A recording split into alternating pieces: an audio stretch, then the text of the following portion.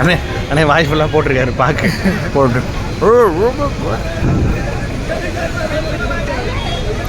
அவருக்கு ஒரு வேளை தமிழ் தெரிஞ்சுனா நான் மாட்டிப்பேன். ஏய் தமிழ் தெரியாது.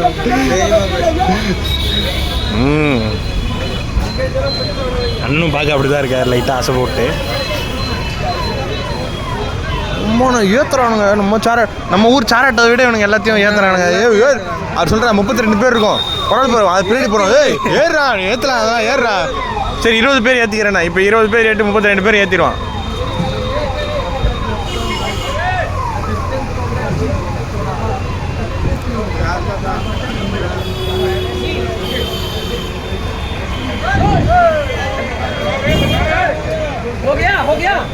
हो गया आपका और है अभी और लोग हैं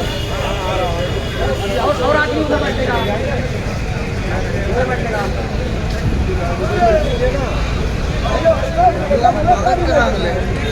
இதுதான் காசு அவனுக்கு இப்போ தான் சம்பாதிக்க முடியும். இந்த இந்த 2 மாதத்தில் அவன் இப்படியும் லட்சத்துக்கு மேலே பார்த்துருப்பாங்க ப்ராஃபிட். பஸ்ஸு வேன் மாதிரி இருக்குது, பஸ்ஸுன்றானுங்க. கவர்மெண்ட் பஸ்ஸே கிடையாது இங்கே, அதனால தான் ப்ரைவேட், இருந்தாலும் தான் இப்படி கத்தி ஏற்றுறானுங்க. அடுத்துக்காங்க மாட்டிக்கிச்சு. ஏறு விட மாட்டேன், எல்லோரும் அதுலேயே இருங்க, எல்லாருக்கும் இடம் இருக்குது. ஆனால் அந்த பஸ்ஸில் இடமே இல்லை. ஒத்துக்க மாட்டேன். சரிவா உனக்கு பின்னாடி இன்னொரு பஸ்ஸு தரேன், அதுலேயே இரு. அவங்க இங்கே சண்டை போடுறானுங்க. நம்ம தொங்கியும் தான் போகணும். அவன் எல்லாம் இவங்க இன்னொரு கணக்கு பண்ணுறாங்க. நம்ம 32 பேர் மட்டும் 25 பேர் கணக்கு சொல்லி எல்லாம் பண்ணுறாங்க. ஏய் அவனுங்க ஃப்ராடுனா நம்ம அதை விட பெரிய ஃப்ராடா. அவன் கண்டுபிடிச்சிடுவான் எனக்கு தெரிஞ்சு. கூட்டத்தில் தெரியாதுன்னு நினைக்கிறாங்க, மாட்டிப்போம்.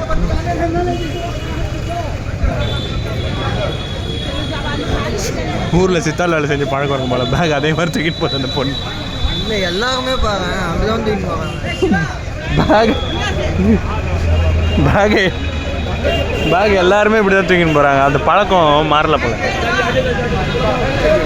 முன்னாடி மாட்டு போகலான்னு அவங்களுக்கு தான் கம்ஃபர்டபுளாக இருக்கு போல, தூக்கி பழகிடுச்சு போல. ஓடா இவ்வளோ கூட்டச்சாடா அந்த பஸ்ஸில் ஏறுங்க. நீங்கள் எங்களையும் இந்த பஸ்ஸில் ஏற்றினானுங்க 32 பேரையும்.